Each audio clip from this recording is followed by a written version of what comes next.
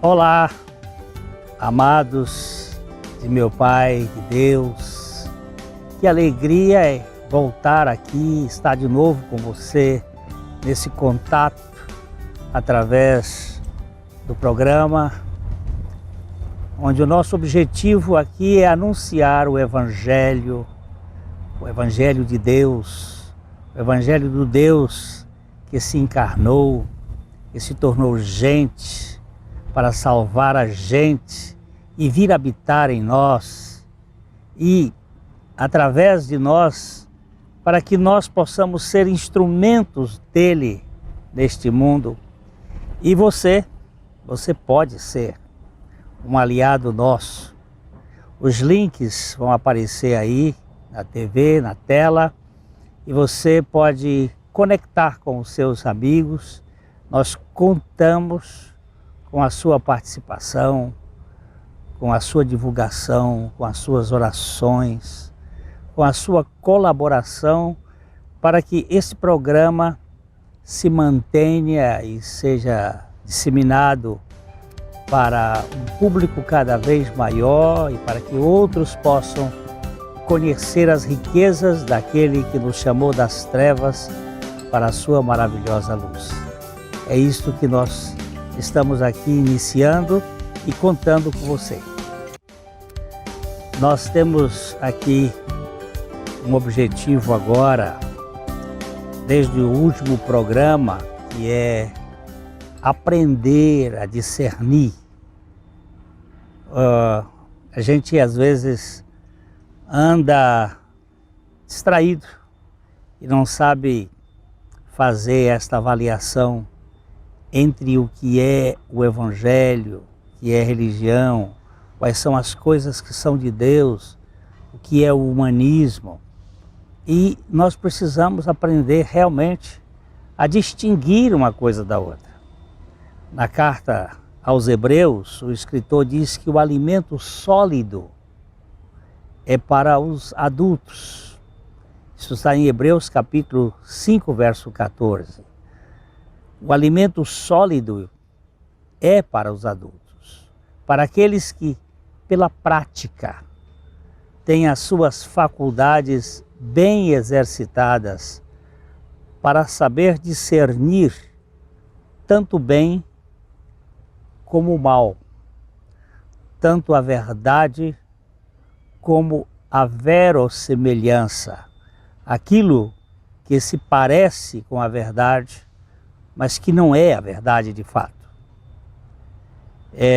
No programa passado nós começamos esta série sobre o discernimento, aprendendo a identificar e discernir o autêntico da imitação.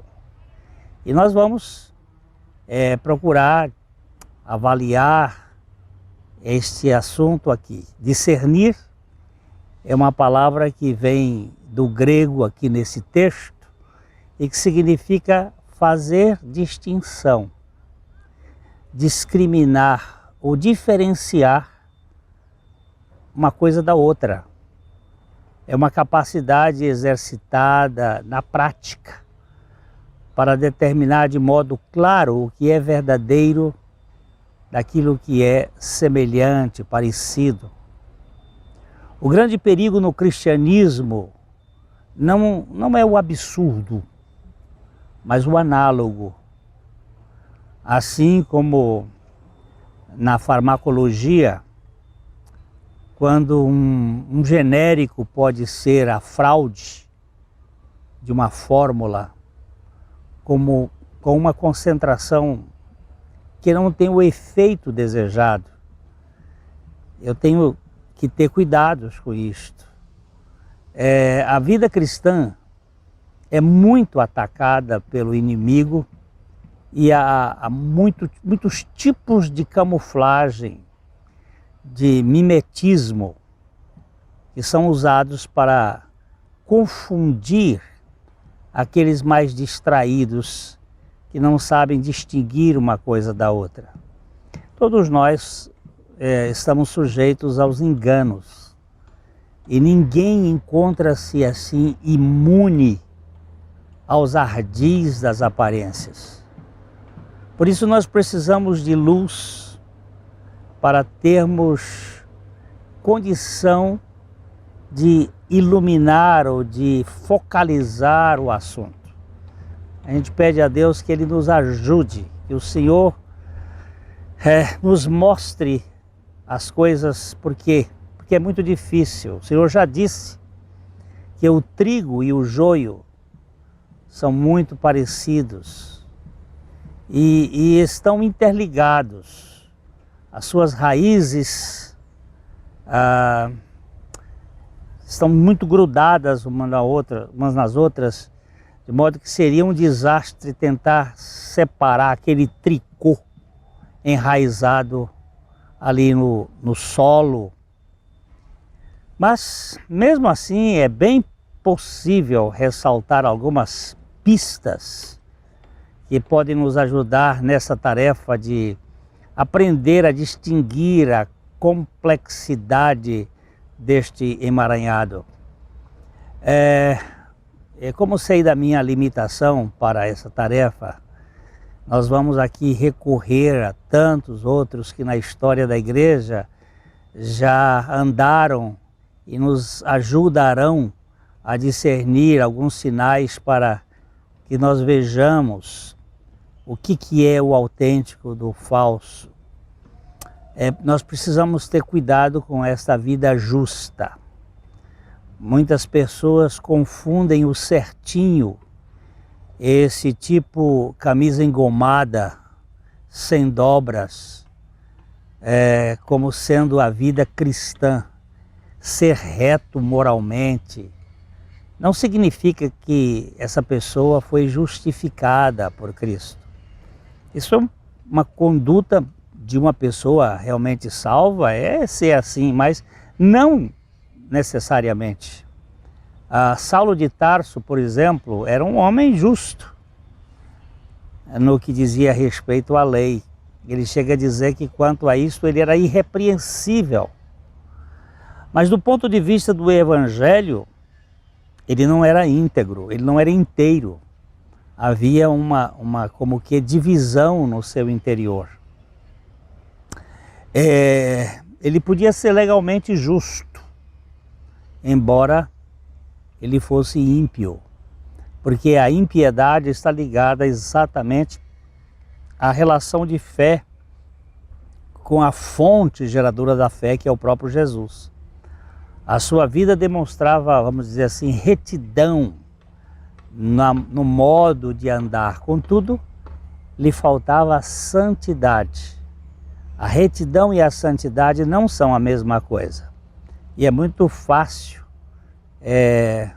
a gente se enganar, porque o errar é humano. Mas precisamos não confundir um caráter santo com esse tipo justo, essa pessoa que é aparentemente irretocável. O santo, normalmente, ele vive prostrado, de bruço, diante de Deus, enquanto que o justo se exibe de pé perante a plateia, bate no peito. Se lembra, você que lê a Bíblia, lembra da história do fariseu que ele se ufanava dizendo: eu não sou como os demais homens, roubadores, adúlteros, eu dou o dízimo de tudo quanto tenho. É aquela coisa de fora, aparente. E possivelmente fosse tudo isso, mas orgulhoso. Ele quer viver diante de uma plateia que o admire. É bom que a gente não confunda esse caráter justo com este que é justificado. Alguém já disse que reputação é aquilo que os homens pensam, ou é aquilo que os homens admitem que você é. E que caráter é o que Deus sabe que você é. Caráter é aquilo que nós somos no escuro, sem nenhuma plateia. Reputação é aquilo que nós nos apresentamos na passarela. A gente tem gente olhando para isso. Ser uma pessoa justa eticamente não significa que tenha sido justificada por Jesus Cristo. O fato de alguém ter uma conduta assim impoluta, como um diamante sem jaça, sem nenhum defeito, não lhe garante a salvação. Porque a salvação de Deus não é pelos nossos méritos, não é pelo que nós fazemos. Não é a nossa justiça que nos concede este lugar na sala do trono de Deus. Para que nós sejamos justificados pela graça, nós temos que reconhecer, de fato, que somos culpados da nossa soberba, da nossa arrogância, de nos acharmos dignos. Isso aí é uma coisa que pesa muito, que dá muito, traz muito peso para a alma humana. Esse orgulho de ser melhor do que os outros, de se comparar com os outros. É tremendo isto. No reino de Deus não há nem dignos nem grandes. Aquele que pensa ser grande demais para um lugar pequeno, ele é pequeno demais para um lugar grande. Tem uma coisa aí que não bate. No reino de Deus, o lugar é muito grande e nós não temos essa condição de ser aquilo que a gente acha que é.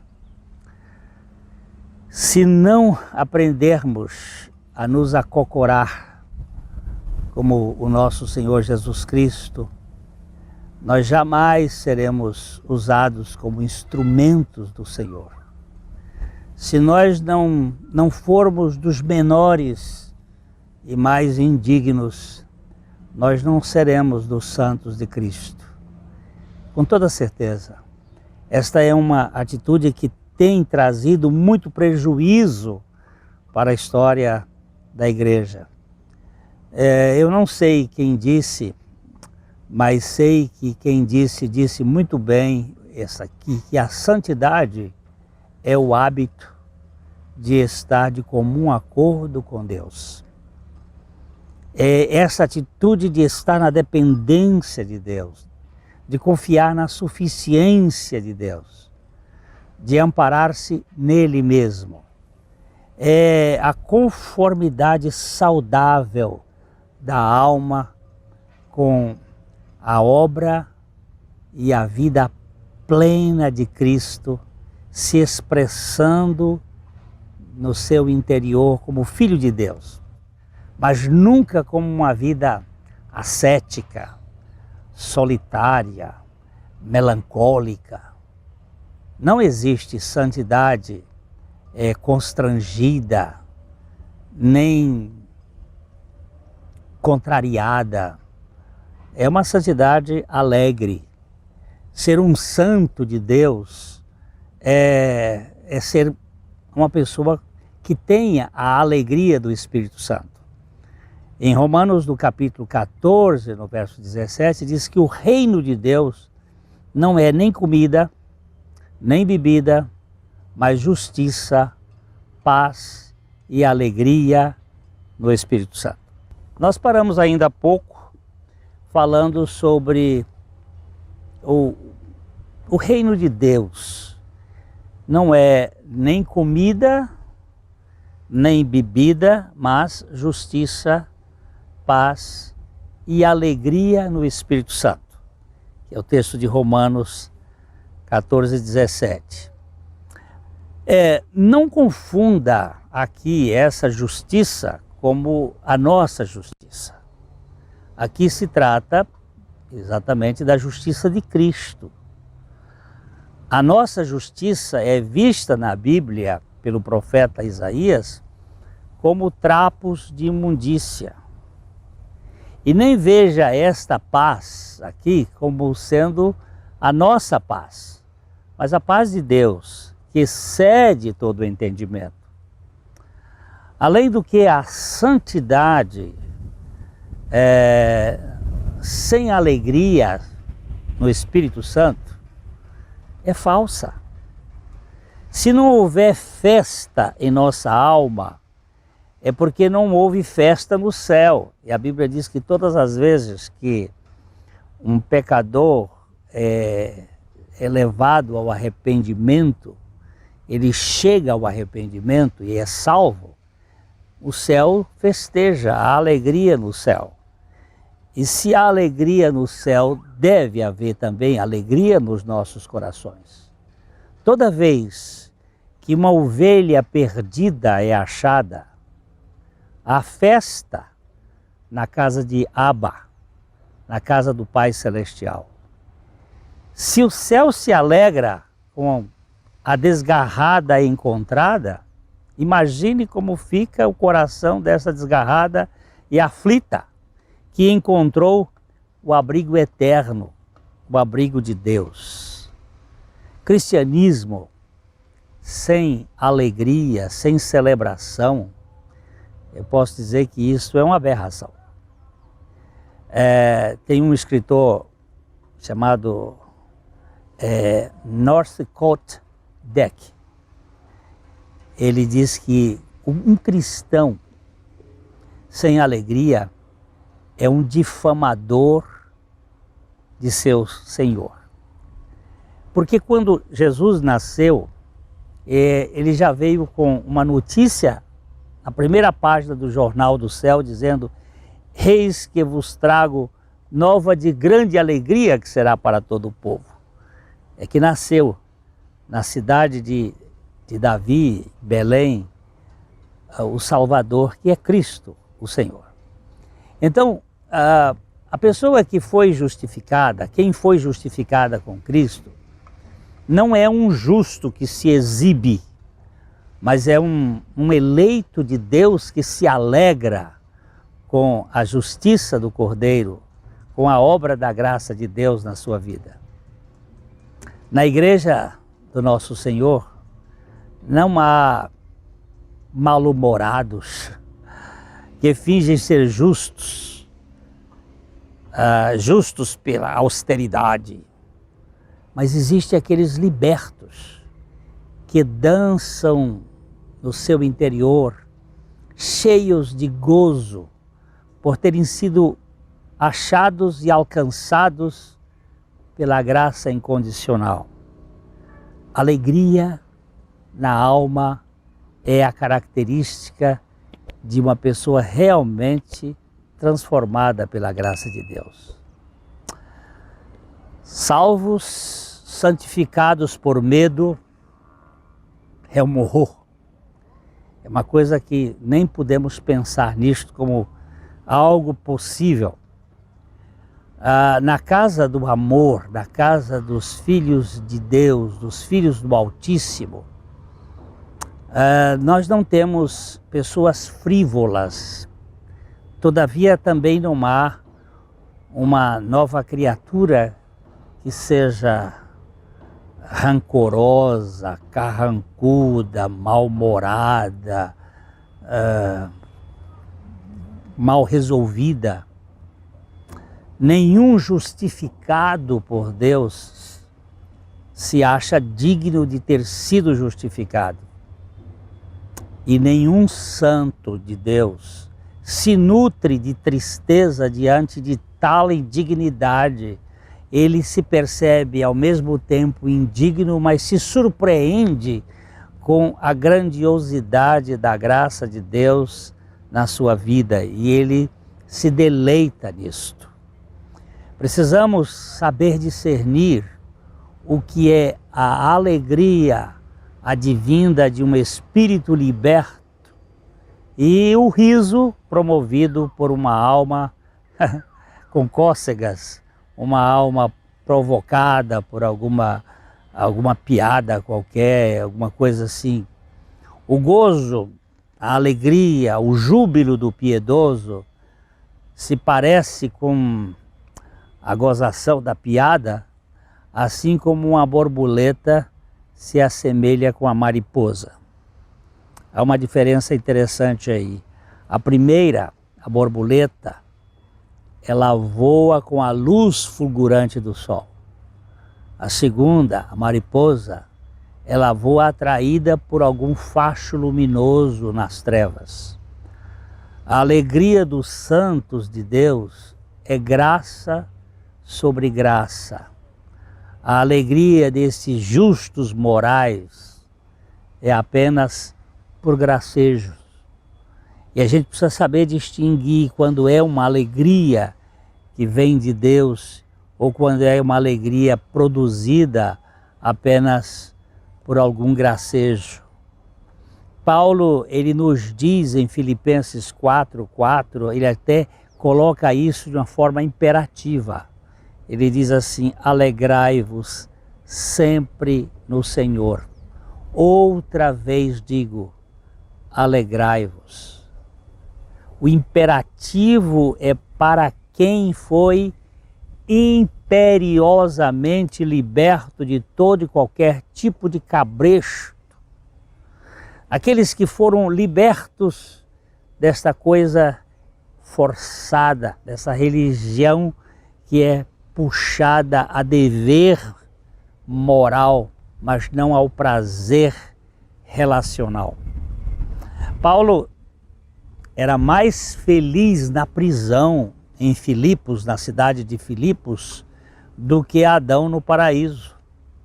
Pois Adão foi preso aos seus desejos de ser como Deus, enquanto que Paulo, embora aprisionado na cadeia, vivia livre de qualquer presunção de ser o que não era, já que ele se via e se percebia como um amado de Deus. É aqui que nós precisamos construir a nossa identidade, não pelo que nós temos, sabemos, podemos, mas do quanto Deus nos ama, e este amor em nossas vidas faz todo sentido.